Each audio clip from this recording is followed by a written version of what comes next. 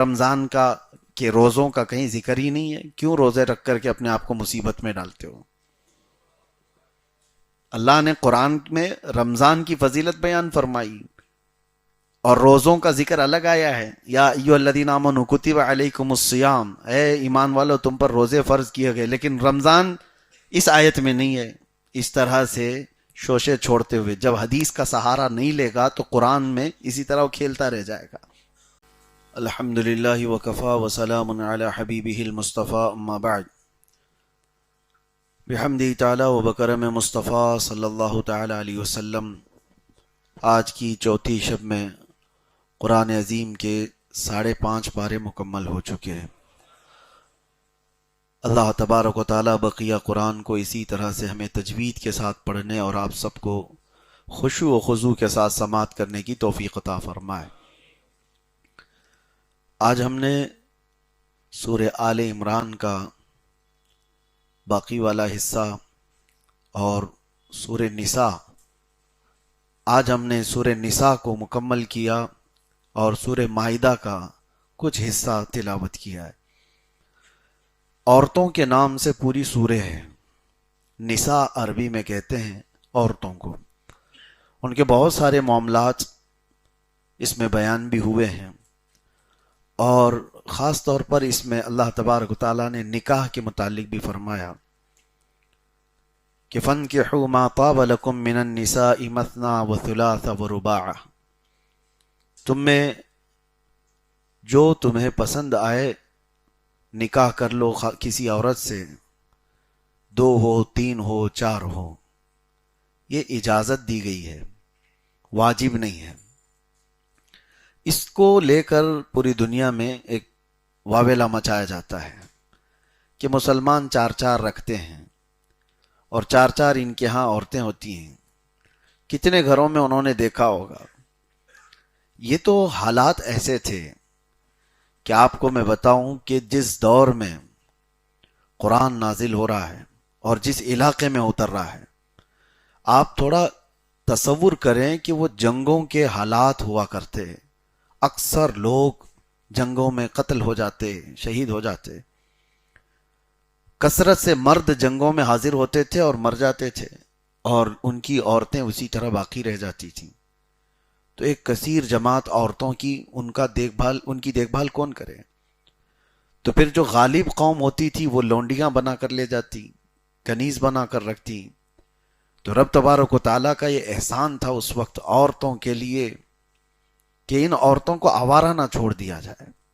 اگر کسی مرد کے پاس استطاعت ہے تو وہ 2 کو رکھ لے، 3 کو رکھ لے، تاکہ وہ غلط کاموں میں عورت نہ چلی جائے. ایک عورت کا بہک جانا پورے معاشرے کے لیے ناسور بن جاتا ہے. اس وجہ سے حکم آیا تھا. اب یہاں پر جو اسلام میں حکم ہے کہ 2 کر سکتا ہے، 3 کر سکتا ہے یا 4 کر سکتا ہے، میں نے بتایا جواز ہے، یعنی جائز صورت بتائی گئی، نہ کہ واجب ہے ہر ایک کے لیے. اب اس کو کچھ لوگوں نے توڑ مروڑ کر کے ایسے بھی، میں آپ کو بتاتا ہوں، قرآن کی سمجھ جب کسی کو نہ آئے تو وہ آیتوں میں اسی طرح کھیلنے لگ جاتا ہے کہ 18 تک کر سکتے ہیں. تو جب قرآن فہمی نہ ہو، قرآن کی سمجھ نہ ہو، تو بندہ اسی طرح آیتوں میں کھیلنے لگ جاتا ہے. آج کے دور میں ایک فرقہ نکلا ہے جو اپنے آپ کو اہل قرآن بھی کہتے ہیں. وہ قرآن کی تفسیر کو پوری طرح سے توڑ مروڑ دیں. ہمارے پڑوس ملک پاکستان سے ہر دن ایک فرقہ جنم لیتا ہے اور نئے نئے وہاں سے فرقے اٹھتے ہیں. ایک شخص ایسا بھی اٹھا جس نے پوری حدیثوں کا انکار کیا اور وہ قرآن کو اپنی سمجھ سے لوگوں کو سمجھاتا ہے. اللہ کی پناہ کتنے لوگ اس میں گمراہ ہو جاتے ہیں. اور اس کا دعویٰ یہ کہ تورات کے متعلق وہ فرقہ یوں کہتا ہے کہ یہ کوئی کتاب ہی نہیں ہے، زبور کوئی کتاب ہی نہیں ہے، یہ نہ داؤد علیہ السلام پر اتری ہوئی کتاب کا نام ہے، نہ موسیٰ علیہ السلام پر اتری ہوئی کتاب کا نام ہے. ایسی کوئی چیز ہی نہیں. بہت ساری چیزیں ایسی جو قرآن کو پوری طرح بدل کر کے رکھی اور اس کے بھی ماننے والے فالوورز پیدا ہوئے ہیں. اسی لیے میرے عزیزو، بزرگوں نے فرمایا ہے کہ حضور پاک صلی اللہ تعالی علیہ وسلم کی حدیثوں کو چھوڑ کر کے جو قرآن بھی سمجھنا چاہے وہ گمراہ ہو جاتا ہے. بخدا خدا کا یہی ہے در، نہیں اور کوئی مفر مقر، جو وہاں سے ہو یہیں آ کے ہو، جو یہاں نہیں تو وہاں نہیں۔ حضور صلی اللہ تعالی علیہ وسلم قرآن ہمارے سامنے لے کر کے آنے والے کون ہیں؟ اللہ کے نبی۔ اور اگر حضور سے ہی نہیں سمجھو گے تو پھر کسی اور سے کیسے سمجھو گے؟ قرآن پاک کو صحیح سمجھانے والا صرف اور صرف اللہ کا رسول ہے۔ میرے آقا صلی اللہ علیہ وسلم نے جس آیت کی جو تفسیر بتائی وہی قابل قبول ہے، دوسرا کوئی شخص بتائے تو وہ قابل قبول نہیں۔ اسی طرح میرے عزیزو، حضور پاک صلی اللہ تعالی علیہ وسلم سے وابستہ جو لوگ الحمدللہ اہل سنت و جماعت ہیں، جن کا آج تک معمول ہے کہ وہ قرآن کو حضور کی احادیث سے ہی سمجھتے ہیں۔ اب آگے چلتے ہیں آج کی آیات میں۔ نکاح کا پیغام تو میں نے بتایا، اس کے علاوہ رب تبارک و تعالی فرماتا ہے الرجال قوامون علی النساء، مردوں کو ہم نے عورتوں پر حاکم بنایا۔ اب یہ بھی کنٹروورشل لوگ سمجھ جاتے ہیں۔ ہم جیسی ہی یہ کہیں کہ مردوں کو حاکم بنایا ہے، تو عورتوں کی ایک کیٹیگری ہے دنیا میں جو ننگی رہنے کو پسند کرتی ہیں، جو آزاد عورتیں ہیں، وہ فوراً حملہ آور ہو جاتی ہیں کہ مولوی لوگ عورتوں کو دبانے کی بات کرتے ہیں۔ اللہ قرآن میں فرما رہا ہے کہ ہم نے مردوں کو حاکم بنایا۔ مطلب کیا ہے؟ ڈنڈا لے کر کے پیچھے چلنے والا حاکم نہیں، اس کو اٹھک بٹھک کرانے والا حاکم نہیں۔ حاکم کا مطلب یہ ہوتا ہے کہ زندگی کے بڑے معاملات اور گھر کے بہت سارے معاملات کے فیصلہ کرنے کا اختیار مرد کو دیا گیا ہے۔ یہ معنی ہے، نہ یہ کہ عورت کو ہمیشہ خادمہ بنا کر کے رکھنا، جھکا کر کے رکھنا، یہ نہیں ہے۔ اللہ تبارک و تعالیٰ نے فرمایا کہ بہت سارے نکاح کے، طلاق کے معاملات مرد کے ہاتھ میں دیے گئے ہیں، اور یہی وجہ ہے کہ عورت طلاق نہیں دے سکتی۔ مرد کو اختیار دیا گیا ہے طلاق کا۔ اگر ان کو بھی یہ دے دیا جاتا تو روز بیچارے وہ دھڑا دھڑ چار چار نہیں، پتہ نہیں کتنی دے ڈالتی ہیں، ایک ہی گالی میں وہ تو 70 دے دیتی ہیں۔ اللہ تبارک و تعالیٰ نے مردوں کو اس کا اختیار دیا، اور اسی سے دیکھیں طلاق کا ریشیو جو ہے پوری دنیا میں مسلمانوں کے ہاں اتنا نہیں ہے جتنا دوسرے مذاہب میں پایا جاتا ہے۔ وجہ یہ ہے کہ اللہ تبارک و تعالیٰ نے مردوں کو یہ پاور دیا، یہ کنٹرول بھی دیا ساتھ میں۔ اگر ہر مرد کنٹرول والا نہیں ہوتا تو سب کے نکاح ٹوٹے ہوئے ہوتے ہیں، سب کے نکاح ٹوٹے ہوئے ہوتے ہیں، سب طلاق دے چکے ہوتے ہیں، جھگڑے ہوتے ہیں، ساری چیزیں ہوتی ہیں۔ لیکن اللہ تبارک و تعالیٰ ان کو، مردوں کو صبر بھی دیا ہے، کنٹرولنگ پاور بھی دیا ہے، اسی وجہ سے 50 سال بھی جی جاتے ہیں۔ میں یہاں پر ایک اور بات بتا دوں، قرآن میں کتنے صاف انداز میں اللہ فرماتا ہے وَإِنْ خِفْتُمْ شِقَاقَ بَيْنِهِمَا، ہوتا ہے شوہر بیوی میں جھگڑا ہو جائے، اللہ تعالیٰ فرماتا ہے فوراً توڑ کے ختم کر کے اس کو الگ اس کے الگ مت کر دو۔ فَبْعَثُوا حَكَمًا مِّنْ أَهْلِهِ وَحَكَمًا مِّنْ أَهْلِهَا، عورت کی طرف سے ایک حکم کو بلاؤ، مرد کی طرف سے ایک حکم کو بلاؤ۔ حکم کو بلاؤ، فتین کو نہ بلاؤ۔ حکم کس کو کہتے ہیں؟ صلح چاہتا ہو، مرد کے خاندان سے ایک، عورت کے خاندان سے ایک۔ یہ قرآن کا حکم بتا رہا ہوں۔ ان یریدا اصلاحا، اللہ فرماتا اگر وہ اصلاح چاہتے ہیں دونوں لوگ، یوفق اللہ بینہما، اللہ غیب سے ان کے دلوں میں محبت پیدا کر دے گا۔ توڑو مت فوراً، ایک ادھر سے ایک ادھر سے بیٹھے۔ اسی لیے ہمارے ہاں بھی آج بھی رواج یہ ہے کہ شوہر اور بیوی کے درمیان کچھ معاملات ہو جائیں، انبن ہو جائیں، تو بڑے آتے ہیں، بات کرتے ہیں، اور جب بڑے بیٹھ کر کے بات کریں گے تو معاملات حل ہوتے ہیں۔ یہ تمہارے سے حل نہیں ہوتے، یہ اللہ تعالی حل کرتا ہے۔ ہاں، لیکن جھگڑے ہونے کے اسباب بھی کچھ گھر والوں کے ہوتے ہیں۔ اکثر عورتوں کے گھروں کے معاملات جو خراب ہوتے ہیں اس کی وجہ ان کا مائکہ ہی ہوتا ہے، اکثر جگہ پر۔ یہ آج کی بات نہیں ہے، برسوں پرانی چیزیں ہیں۔ عورتیں جب بیاہ کر کے مرد کے گھر آ گئی ہیں تو وہ اپنے مرد کے گھر کو پوری طور پر سنبھال لیں، کیونکہ وہ امور خانہ داری کی وہ مالک ہو چکی ہے۔ عورت کو کیا کہا جاتا ہے پتہ ہے؟ ربۃ البیت۔ عورت کا یہ لقب ہے، ربۃ البیت کا مطلب ہے گھر کو پالنے والی۔ وہ تمہارا لقب نہیں، عورت کا لقب ہے۔ تو ربۃ البیت کو ٹیوشن اپنی اماں سے نہیں لینا چاہیے، وہاں سے لیتی رہے. اور وہاں کتنے ایسے معاملات ہم نے دیکھے، بیٹی کا باپ ہے وہ توڑنے پر ہی تیار ہے، بیٹی کو لے جانے کے لیے ہی تیار ہے، کب تک لے کر جا کر رکھے گا اپنے پاس. یہ تمام معاملات قرآن کے خلاف ہیں. خاص طور پر تمہاری بیٹیاں بھی جس گھر میں گئی ہیں، ہوتا کیا ہے، انسانی فطرت میں آپ کو بتا رہا ہوں، ایک یہ سائیکالوجی ہے، ایک نیچرل چیز ہے. جو ہمارا رشتہ دار ہم سے دور رہتا ہے اس کی چھوٹی سی بھی تکلیف ہم کو بڑی لگتی ہے. مثال کے طور پر تمہارا بیٹا امریکہ میں رہ رہا ہو، اگر ایک بار فون آ جائے نا بخار ہوا تو بے چینی بڑھ جاتی ہے. کیوں؟ سامنے نہیں ہے، دور ہے، تو بہت تیزی سے ہمارے اندر بے چینی اور گھبراہٹ بڑھ جاتی ہے. آپ کے بھائی کہیں دور رہ رہے ہو تو انسانی فطرت ہے، دور رہنے والے کی چھوٹی تکلیف بھی بڑی لگتی ہے. اسی طرح بیٹی بیاہ کر کے سسرال گئی ہے اور وہاں جا کر کے اس نے ہلکے سے فون کر دیا کہ آج میرے سر میں بڑا درد تھا، تو ادھر واویلا ہو گیا کہ اس کو صبح سے شام تک اتنا کام کرائے کہ اس کا سر پھٹ رہا ہے.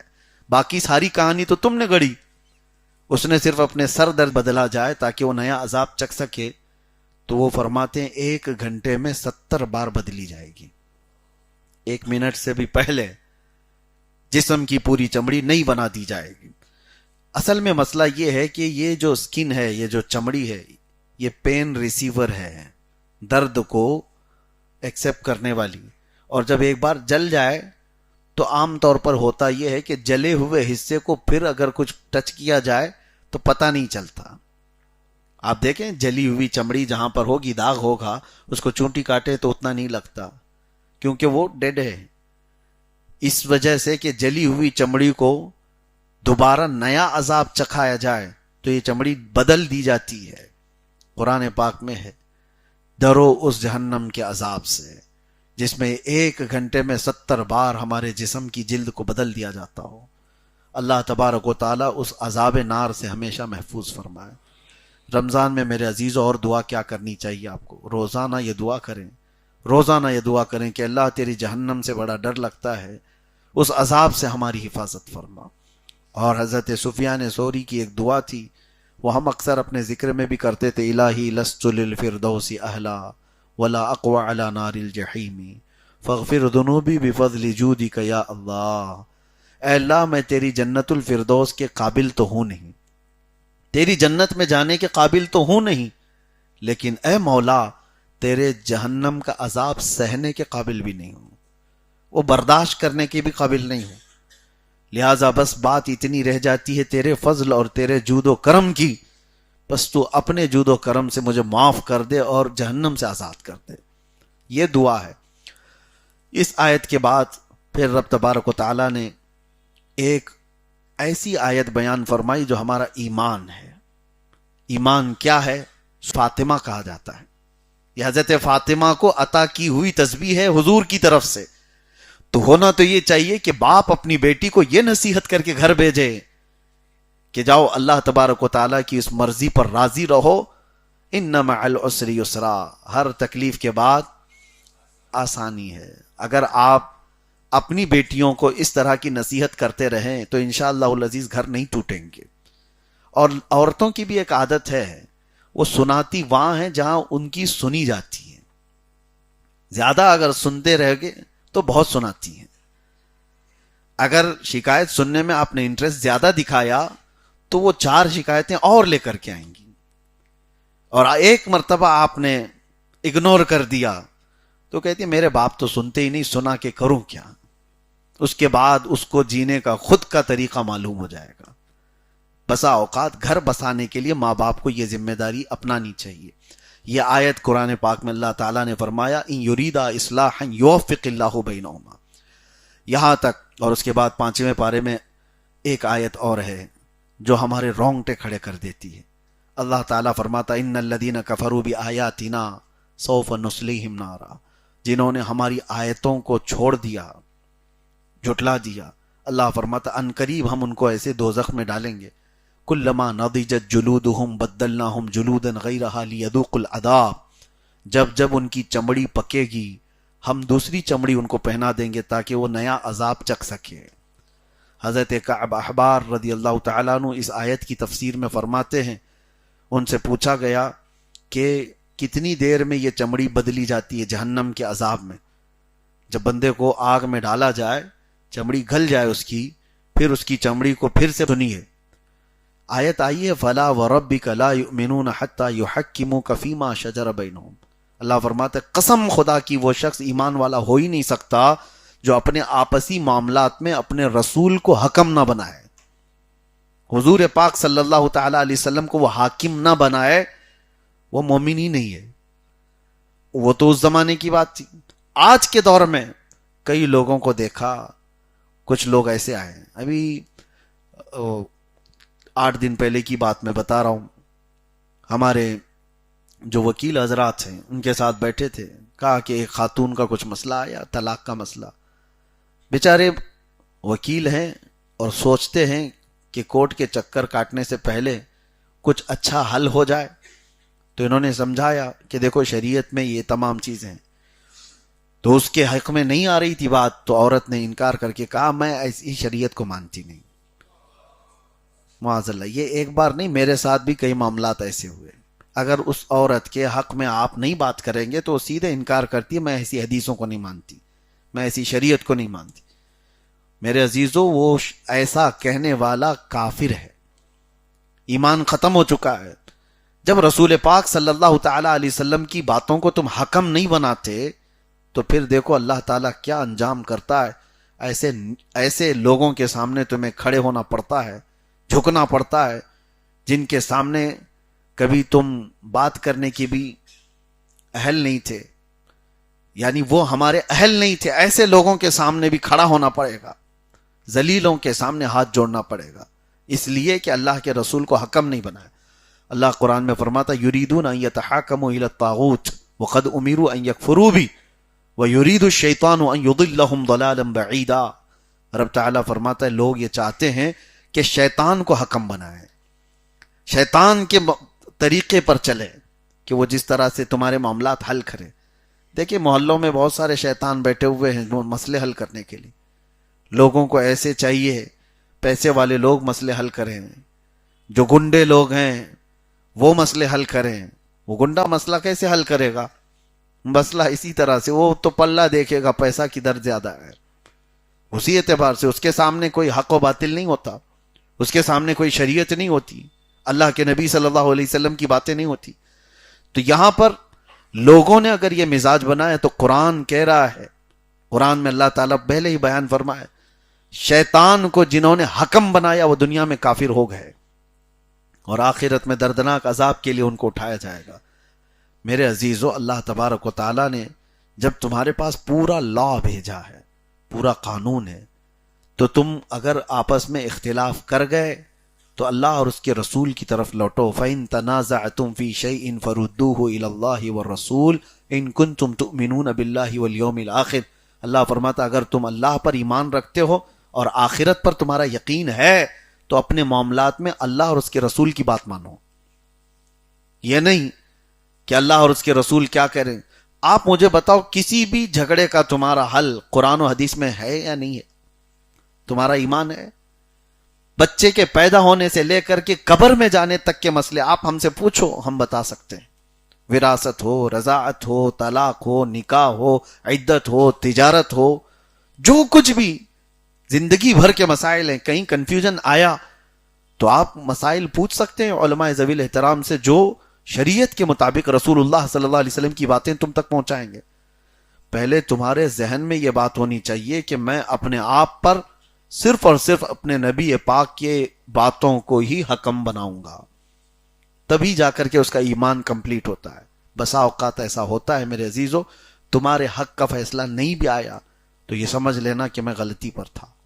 ایگو آنے مت دو، شیطان کی طرف سے اٹھ کر کے بھاگنے لگ جاتے ہیں کہ مولانا نے تو اس کے پلے کی طرف حساب کر دیا۔ وراثت کے مسئلے ہمارے پاس آئے، کسی صاحب کا انتقال ہو گیا اور پوری دنیا میں وراثت کے مسئلوں میں زیادہ اختلاف نہیں ملے گا آپ کو، وہ چاہے وہ دیوبندی جماعت کے پاس جا کر کے، اہل حدیث جماعت کے پاس جا کر لے، کہیں سے بھی قرآن پاک سے اگر کوئی مسئلہ بتایا ہو تو وہ ایک ہی ملے گا۔ اب جو خاتون مسئلہ لے کر کے آئی ان کو جواب دے دیا گیا لکھ کر کے. دوسرے مفتی کے پاس گئی وہی ملا, تیسرے کے پاس گئی وہی ملا. تو کہتی ہیں اس میں تو میرا کم لگ رہا ہے, میں کورٹ میں جاؤں گی. یہ معاملات میرے عزیز تو ایک دو مرتبہ نہیں, کئی جگہ پر. تو پھر ان کے لیے وہی ذلت ہے جو وہ دھکے کھاتے رہیں اور لوگوں کی تان و تشنیع سنتے رہیں, اور ایسے مال کے لیے جو چند سالوں کے بعد یا چند دنوں کے بعد وہ خود بھی دنیا چھوڑ کر جانے والے ہیں, کوئی لے کر جانے والا نہیں. اس کے لیے وہ اللہ کی شریعت کو ٹکرا دیے, حضور کی حدیثوں کو ٹکرا دیے. ایسی نوبت کبھی آنے مت دینا. کتنے گھروں کے معاملات کورٹ کچہریوں میں چل رہے ہیں, کتنے گھروں کے, چھوٹی چھوٹی سی جائیداد اور پراپرٹیز کے لیے مذاق بنتا ہے. کیا تمہارے پاس وراثت کو بانٹنے کے مسائل اللہ کے نبی نے نہیں بتائے لیکن مانتا نہیں ہے. جس کو مل رہا ہے وہ تو مان لے گا, جس کو کم مل رہا ہے وہ مانتا نہیں, وہی کیس کرتا ہے. تو میرے عزیزو یہ ایمان نہ ہونے کی علامت ہے. حضرت عمر فاروق رضی اللہ تعالیٰ عنہ کے متعلق یہ آیت آئی تھی جو میں نے ابھی پڑھا. ایک مسلمان کا ایک یہودی کے ساتھ جھگڑا ہو گیا تھا. مسلمان کا یہودی کے ساتھ زمین کے معاملے میں جھگڑا ہو گیا اور دونوں چلے رسول اللہ کے پاس. یہودی تیار تھا کہ اسے پتا تھا اللہ کے نبی صلی اللہ علیہ وسلم محمد الرسول اللہ سچ فیصلہ کریں گے. فیصلے میں حضور نے کہا مسلمان سے کہ یہ اس یہودی کی زمین بنتی ہے, تو چھوڑ دے اس کو. وہ باہر نکلا. وہ کیسا مسلمان؟ ظاہری طور پر منافق تھا اندر سے. اس نے کہا میں محمد کا فیصلہ نہیں مانوں گا. اور اس یہودی سے کہا, یہودی پوچھنے لگا کہ تو اپنے نبی کا نہیں مانتا, کس کا مانے گا؟ کہا عمر اچھا فیصلہ کرتے ہیں. عدالت ان کی مشہور بھی تھی, فیصلے میں وہ بڑے کامل تھے. یہودی کہا کہ مجھے تو یقین ہے کہ جو محمد صلی اللہ علیہ وسلم نے فیصلہ کیا وہی عمر بھی کریں گے, چلو میں تو چلنے کو تیار ہوں. تو یہ مسلمان بنا مسلمان, یہ چاہتا تھا کہ سمپتی گین کرے, میں مسلمان ہوں, میرا سپورٹ لیا جائے. حضرت عمر کے پاس آیا اور اپنی بپتا بیان کی کہ ایسے ایسے معاملات ہیں, یہودی میرے اوپر حاوی ہو رہا ہے, میں تو مسلمان ہوں, میرے حق میں کچھ فیصلہ کیجیے. تو یہودی پہلے کہنے لگتا ہے اس کی بات کے بعد, عمر ابن خطاب ہم یہی میٹر لے کر رسول اللہ کے پاس گئے تھے, تمہارے نبی کے پاس گئے تھے. حضرت عمر پھر بیٹھ گئے اور پوچھنے لگے کہ کیا کہا پھر حضور نے؟ یہودی نے کہا انہوں نے میرے حق میں فیصلہ سنایا مگر یہ تمہارا مسلمان بھائی ماننے کو تیار نہیں. کہا کیا کہا اس نے؟ کہا میں محمد کے فیصلے کو نہیں مانتا اور تمہارے پاس فیصلہ کروانے آیا ہے. حضرت عمر اندر گئے اور تلوار لے کر کے آ گئے. جو محمد کا فیصلہ نہیں مانتا عمر اس کا فیصلہ ایسے کرتا ہے. اڑا دیا اور پہنچا دیا. اور یہ بات مدینے میں پھیل گئی کہ آؤ دیکھا نہ تاؤ دیکھا, ایک ہی مجلس میں فیصلہ تمام کر دیا. اور لوگوں کو تو یہ معلوم تھا کہ مسلمان ہے اور مسلمان کا اس طرح سے قتل بہت بڑا مسئلہ ہے. تو حضرت عمر کی شکایت حضور تک پہنچ گئی, رسول پاک صلی اللہ تعالی علیہ وسلم کے پاس, کہ ایک مسلمان کی گردن ماری عمر ابن خطاب نے. حضور نے بلایا, حضرت عمر سے پوچھا کیا تم نے ایک مسلمان کی گردن مار دی؟ کیسے تم نے جرأت کی؟ حضرت عمر کہتے ہیں یا رسول اللہ میں اس کو مسلمان مانتا ہی نہیں تھا, میں اس کو مسلمان مانتا ہی نہیں تھا. کہا کیوں؟ آپ کے فیصلے کو نہ مانے وہ مسلمان کیا ہے؟ تو یہ تو حضرت عمر کا اپنا اجتہاد تھا, ان کا خود کا ایمان تھا, ایسا حکم نہیں تھا. تو حضرت عمر اپنی طرف سے کہہ رہے تھے میں اس کو مسلمان نہیں مانتا. اسی اسنا میں حضور ابھی کچھ کہنے والے تھے کہ جبرائیل یہ آیت لے کر کے آ گئے, فلا وربک لا یؤمنون حتی یحکموک فیما شجر بینہم. اللہ تعالیٰ فرماتا ہے اے محبوب آپ کے رب کی قسم, وہ شخص ایمان والا ہو ہی نہیں سکتا جو اپنے معاملات میں آپ کو حاکم نہیں بناتا.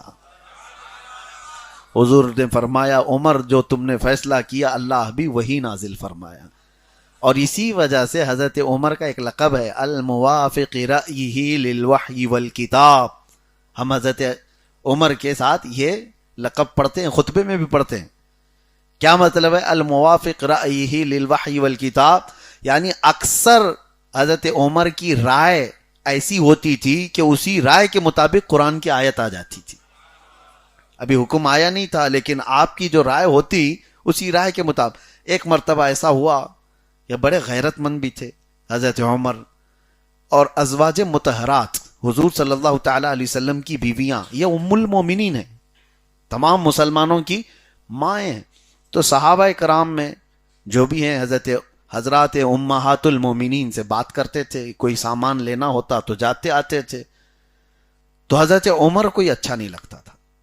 حضرت عمر کہتے تھے کہ وہ رسول اللہ کا گھرانہ ہے، ہر کوئی اس طرح سے حضرت حضور کی بیویوں کے ساتھ یا ان کے ازواج مطہرات کے ساتھ بات نہ کر لے. تو اس وقت تک پردے کا حکم نہیں آیا تھا. تو حضرت عمر کا یہ اپنا خیال تھا، اور انہوں نے یہ کہا حضور کی بارگاہ میں کہ لوگ آتے ہیں اور آپ کے گھرانے سے امہات المومنین ماں سے بات کرتے ہیں جس طرح بھی، لیکن وہ بھی حضرت عمر کو اچھا نہیں لگتا تھا. کہا یہ نہیں ہونا چاہیے تھا، یہ تو ان کی اپنی رائے تھی. تو قرآن کی آیت نازل ہوئی. اللہ تبارک و تعالیٰ نے فرمایا وَإِذَا سَأَلْتُمُوهُنَّ مَتَاعًا فَاسْأَلُوهُنَّ مِنْ وَرَاءِ حِجَابٍ. اے ایمان والو، نبی کی بیویوں کے پاس اگر کوئی چیز لینی بھی ہو تمہیں تو پردے کے باہر کھڑے رہو. اب وہ حکم آ گیا. تو اکثر حضرت عمر کی رائے قرآن کی آیتوں سے ملتی تھی.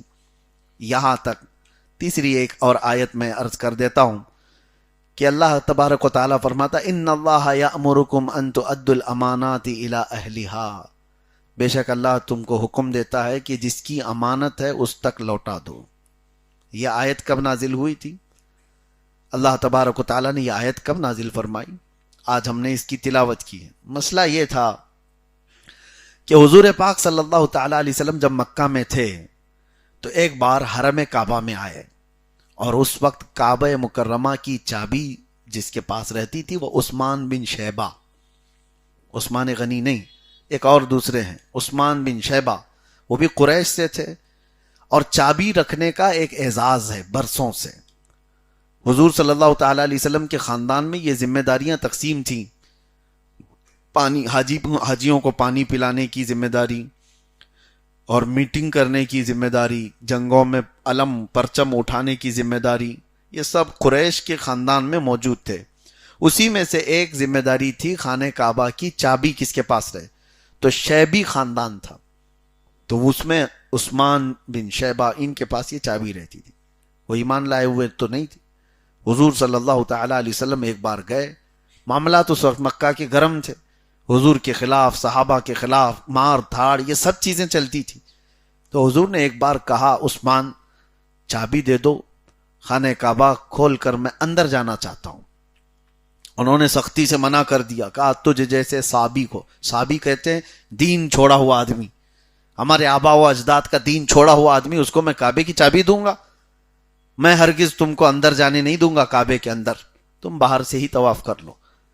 حضور صلی اللہ تعالیٰ علیہ وسلم نے ان کو دیکھا اور ایک جملہ کہا عثمان ایک دن یہ چابی میرے ہاتھ میں آئے گی اور میں جسے چاہوں گا اسے دوں گا. اتنا کہہ کر کے حضور گزر گئے. عثمان بن شیبہ کہتے کہ ان کا یہ جملہ مجھے بڑا بوجھل لگا کہ حالات تو ایسے ہیں ان کے کہ سب جگہ سے یہ لوگ یعنی ظلم کے شکار ہیں، غریب لوگ ان کے ساتھ ہیں، لیکن بات اتنی بڑی کر گئے. تو عثمان بن شیبہ کہتے یہ ایسی اڑتی اڑتی بات کر گئے ہوں گے، لیکن پھر وہ کہتے ہیں ڈر بھی تھا مجھے اندر کہ ہمارا خاندانی وظیفہ ہے، یہ برسوں سے ہمارے ہاتھ میں ہے، کیا ان کے پاس جا سکتی ہے چابی؟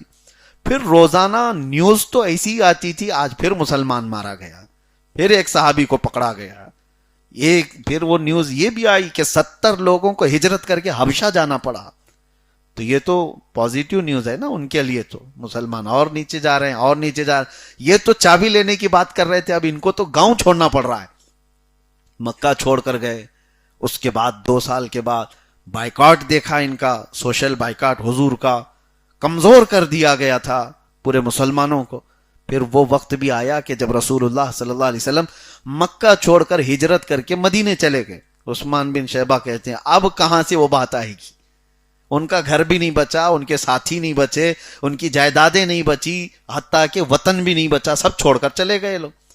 سال گزرا، 2 سال گزرے، 3 سال گزرے، جنگیں ہوتی رہیں قریش کے درمیان، مکہ والوں کی اور مدینے والوں کی. پھر 6 سال گزرے. 6 سال کو حضور صلی اللہ تعالی علیہ وسلم عمرہ کے لیے نکلے. انہوں نے راستہ روک دیا حدیبیہ کے موقع پر. حضور واپس گئے.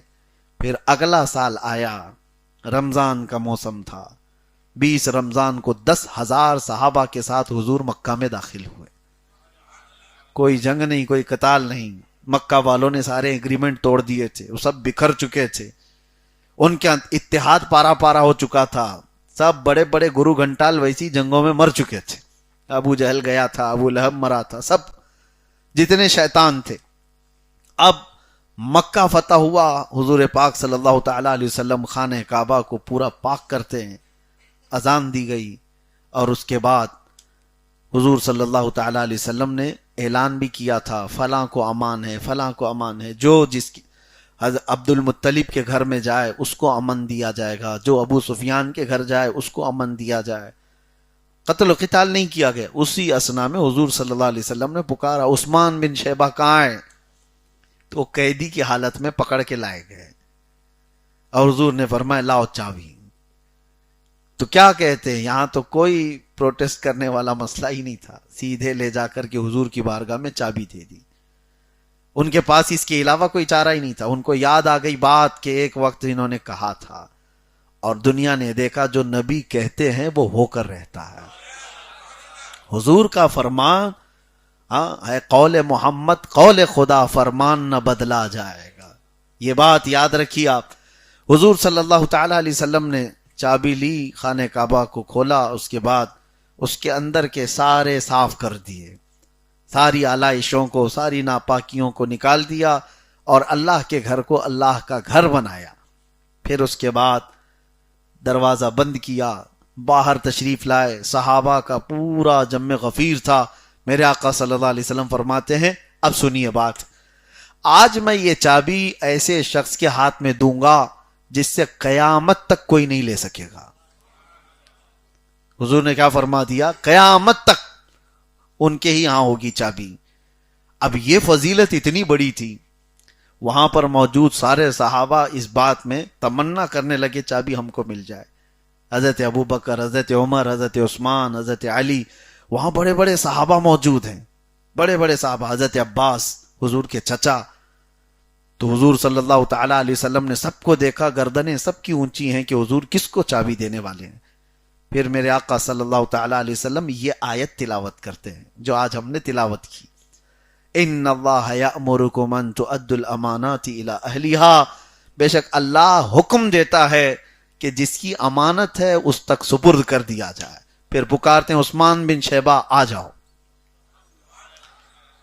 وہ تو خواب و خیال میں نہیں سوچے ہوئے تھے، وہ تو قیدی بن کر کے آئے تھے، ایمان بھی لائے ہوئے نہیں ہیں، پکڑ کر کے لائے گئے. حضور نے ان کو بلایا تو اچانک ان کی گردن اٹھی. کہا مجھے بلایا جا رہا ہے؟ کہا آؤ. پھر آپ نے آیت پڑھ کر کے ان کے ہاتھ میں چابی دے دی اور کہا یہ چابی تمہاری اولاد میں رہے گی، قیامت تک کوئی نہیں لے سکے گا. آج بھی خانہ کعبہ کی چابی شیبی خاندان کے اندر ہی موجود ہے. برسوں گزر گئے، 1400 سال گزر گئے، کتنے بادشاہ آئے، کیا کیا ہوا، لیکن یہ چابی آج تک اسی خاندان میں موجود ہے. آج بھی آپ سرچ کر کے دیکھ لینا، خانہ کعبہ کی چابی جس بزرگ کے پاس ہے آج، وہ بھی شیبی خاندان کے ہیں، لیکن الحمدللہ سنی ہے. اور میرے آقا صلی اللہ تبارک تعالی علیہ وسلم نے جو فرمایا تھا، عثمان بن شیبہ نے جیسی ہی چابی اپنے ہاتھ میں لی وہ رونے لگ گئے، اور اس کے بعد چابی کو اٹھا کر کے کہا یہ برسوں سے ان کے خاندان میں چلی ہوئی چیز تھی، لے لی گئی تھی چند منٹوں کے لیے، واپس ان کے ہاتھ میں تھمائی گئی. تو چابی لینے کے بعد آپ نے اس کی خوشی کا اظہار نہیں کیا، بلکہ سب سے پہلے کہا کہ اشہد ان محمدن رسول اللہ، میں گواہی دیتا ہوں محمد آپ اللہ کے رسول ہیں. وہ ایمان لے آئے اور ایمان کی حالت میں صحابی رسول بن کر کے ہی دنیا سے فوت ہوئے. میرے آقا صلی اللہ تعالی علیہ وسلم کا یہ عدل و انصاف آتا ہے فقیروں پہ انہیں پیار کچھ ایسا، خود بھیک دیں اور خود کہیں منگتے کا بھلا ہو. یہ دوسرے لوگ نہیں کرتے. ہاں آپ بھیک دیں گے تو کیا کہیں گے؟ دعا کرنا میرے لیے، یہی کہیں گے. کسی کو خیرات دیں گے، کسی کی ضرورت پوری کریں گے تو آپ کیا کہیں گے؟ بس لے جاؤ، دعا کرنا میرے لیے. لیکن یہاں نبی کی شان یہ ہے خود بھیک دیں اور خود کہیں منگتے کا بھلا ہو، اللہ تیرا بھلا کرے. عزیزان گرامی، کئی آیتیں اور موجود ہیں لیکن یہاں تک کے لیے کافی ہے. منافقین کی بہت بڑی مذمت 5ویں پارے کے اخیر میں آئی ہے. اللہ تعالیٰ نے ان کے لیے فرمایا، ہاں لگتی ہوئی بات ہے اس لیے میں یہ بھی کہہ دوں کہ وہ منافقین پہچانے کیسے جاتے ہیں. ان کی ایک بڑی علامت بتائی گئی ہے، ان المنافقین یخادعون اللہ وہو خادعہم. اللہ فرماتا ہے بے شک منافقین اللہ کو دھوکہ دینا چاہتے ہیں جبکہ وہ خود اپنے آپ کو دھوکہ دے رہے ہیں. اور کیا ہے ان کی علامت؟ وَإِذَا قَامُوا إِلَى الصَّلَاةِ قَامُوا كُسَالَىٰ. جب وہ نماز کے لیے کھڑے ہوتے ہیں نا تو سستی اور کاہلی سے کھڑے ہوتے ہیں. ہاں سوچ لینا اس بات کو، اگر نماز کے وقت کوئی سستی اور کاہلی کے ساتھ کھڑا ہو رہا ہے تو کہیں ایسا تو نہیں کہ نفاق اس کے اندر آ گیا ہو. بچنا اپنے آپ کو ان تمام عادتوں سے. اور یہ بھی فرمایا گیا ہے کہ جو نماز کے انتظار میں رہتا ہے امام رکوع میں جائے تو میں شامل ہو جاؤں گا.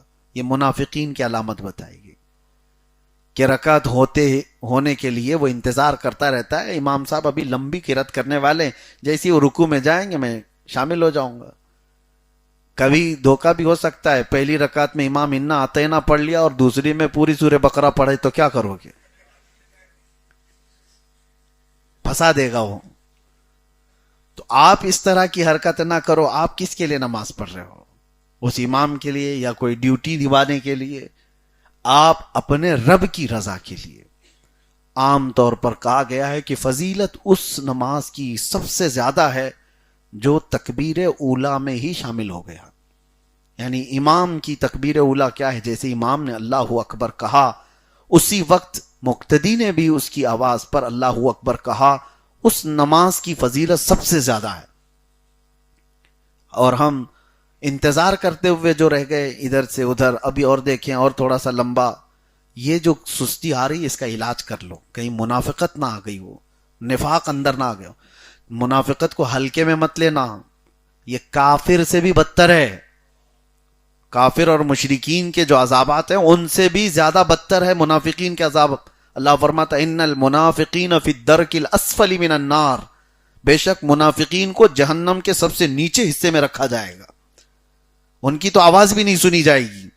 مشرکین اور کفار جہنم میں جو ہوں گے وہ تو پکاریں گے، ان کی آواز بھی سنی جاتی ہے دربان دوزخ جو ہے. منافقین کو سب سے نچلے طبقے میں رکھا جائے گا. وجہ یہ ہے کہ انہوں نے دھوکہ دیا ہے، یعنی خود کو دھوکہ دیا ہے. اللہ اور اس کے رسول کو دھوکہ دینے کی کوشش کرتے تھے. ان کی علامت یہ بھی ہے مذبذبین بین ذالک لا الہ ہؤلاء ولا الہ ہؤلاء. اللہ فرماتا ہے یہ بیچ کے لوگ ہیں، تذبذب کے شکار ہیں. ان کو پکا معلوم ہی نہیں ہے کہ یہ اسلام صحیح ہے بھی کہ نہیں. جس کو شک ہے وہ انتظار میں ہے. منافقین یہی تو کرتے تھے. جنگ بدر کے بعد بہت سارے آ گئے اسلام میں. ارے اتنا مال غنیمت آیا، 70 تو کافروں کو انہوں نے مار ڈالا ہے، 70 قیدی پکڑ کے لائے ہیں. ان کی تو حالات بہت اچھے ہیں. اور اس وقت سب آ گئے اندر، اور جیسی جنگ احد میں شکست ہوئی مسلمانوں کو تو چھوڑ کے بھاگنے لگ گئے. یہ منافقین کی علامت ہے. آج دیکھیں گے کہ کون سی پارٹی زیادہ ووٹ لے کے آ رہی ہے، چلو اس کے اندر سب شامل ہو جاؤ، سب در بدلو. اور جیسے ہی دیکھا کہ یہ بھی ہار رہی ہے تو ادھر آ جاؤ، پھر ادھر آ جاؤ. یہ تو میں ایک ایگزامپل دے رہا ہوں، مثال دے رہا ہوں. لیکن منافقین یہ ایمان اور کفر کے بیچ کرتے ہیں. پارٹیاں والے کیا کرتے ہیں وہ کل کو میری بات اٹھا کر کے نہ کہیں. ہاں میں یہ مثال کے لیے دے رہا ہوں. ان کا تو کوئی دین و دھرم ہی نہیں ہے. جہاں جب چاہے چلے جائیں، جب چاہے نکل جائیں، ان کا مسئلہ الگ ہے. لیکن ایمان اور کفر کے بیچ میں اگر کوئی اس طرح سے کرتا ہے کہ آج ان کے حالات اچھے ہیں ادھر چلے جائیں گے، اور کل ان کے حالات اچھے ہیں ادھر چلے جائیں گے، ان کو کہا گیا یہ منافقین ہے. اللہ تبارک و تعالی نفاق سے ہماری حفاظت فرمائے.